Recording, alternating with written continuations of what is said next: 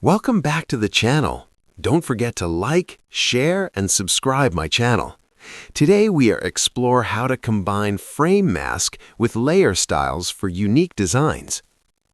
Open a new document and create frames using the frame tool for your images. Drag your photos into the frames.